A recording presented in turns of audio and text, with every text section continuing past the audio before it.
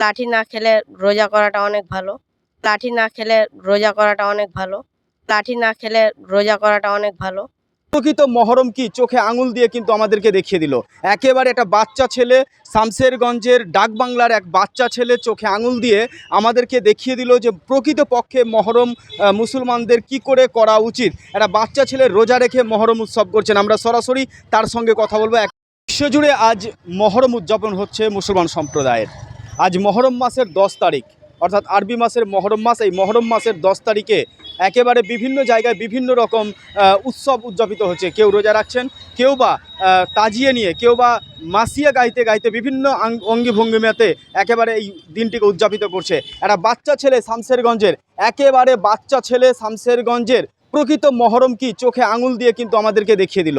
একেবারে একটা বাচ্চা ছেলে, শামশেরগঞ্জের ডাকবাংলার এক বাচ্চা ছেলে চোখে আঙুল দিয়ে আমাদেরকে দেখিয়ে দিল যে প্রকৃত পক্ষে মহরম মুসলমানদের কি করে করা উচিত। একটা বাচ্চা ছেলে রোজা রেখে মহরম উৎসব করছেন, আমরা সরাসরি তার সঙ্গে কথা বলবো। একেবারে বিডিও অফিস চত্বরে সেই ছেলেটিকে আমরা পেয়েছি, সঙ্গে থাকুন।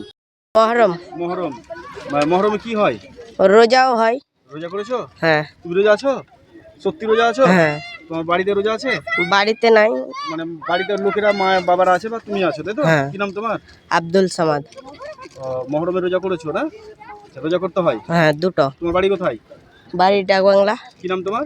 আব্দুল সামাদ। তোমার বাবার নাম? টিঙ্কু শেখ। মারা রোজা গেছে। আছো, তাই তো? বাহ। এই বছরই করেছো না আগে করেছো? এর আগে করিনি, শুধু এই বছর। তুমি কি বলবে, মানে রোজা করতে বলবো সবকে? হ্যাঁ। তবে লাঠি না খেলে রোজা করাটা অনেক ভালো। তাই? শরীরের পক্ষে একটু মানে ভালো আর দেখাশোনা। শান্তি শৃঙ্খলা হ্যাঁ। থাকবে, তাই তো? বাহ, খুব সুন্দর।